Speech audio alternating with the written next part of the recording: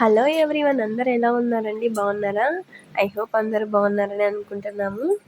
మేమైతే ఈ బెల్లం పాయసం నవరాత్రుల్లో అయితే వీడియో తీసాను. ఇంకా అప్పుడైతే టైం లేక అయితే వీడియో అప్లోడ్ చేయలేదు. ఇంకెప్పుడు ఎలాగో ఫెస్టివల్ కూడా అయిపోయింది, నవరాత్రులు అయిపోయాయి, కొద్దిగా ఫ్రీగా ఉన్నాను అనేసి ఈ వీడియో ఇప్పుడు గుర్తొచ్చేసి అప్లోడ్ చేస్తున్నాను. అప్పుడు అమ్మవారికి బెల్లం పాయసం చేయాలనేసి మా అక్క అయితే ప్రిపేర్ చేస్తుంది. చాలా అంటే చాలా సింపుల్ ప్రాసెస్. ఇలా డ్రై ఫ్రూట్స్ అన్నీ గీలో బాగా అయితే ఫ్రై చేసుకుంది.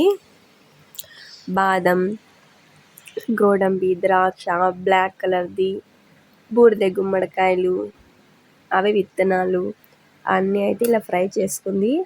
అండ్ అయితే కొద్దిగా సేమ్యాలు కూడా ఇలా లైట్ బ్రౌన్ కలర్ వచ్చేంత వరకు అయితే ఒక 5 మినిట్స్ వరకు లో ఫ్లేమ్లో పెట్టుకొని ఫ్రై అయితే చేసుకుంటా ఉంది. ఈ విధంగా ఈ సేమ్యాలు కూడా గీలోని బాగా ఫ్రై చేసుకుంటా ఉంది.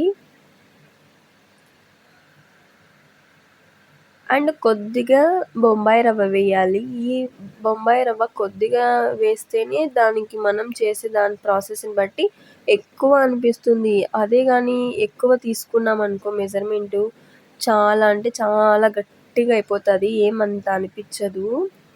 సో కొద్దిగా అయితే తీసుకున్నది. అండ్ పక్కన అయితే శనగబ్యాలు బాగా ఉడకబెట్టుకుంటా ఉంది వాటర్లో. అండ్ బెల్లం అయితే ఇలా కరగబెట్టుకుంటుంది, ఏమన్నా అందులో డస్ట్ ఉన్నా చిన్న చిన్న రాళ్ళ లాంటివి ఎక్కువ ఉంటాయి కదా బెల్లంలో.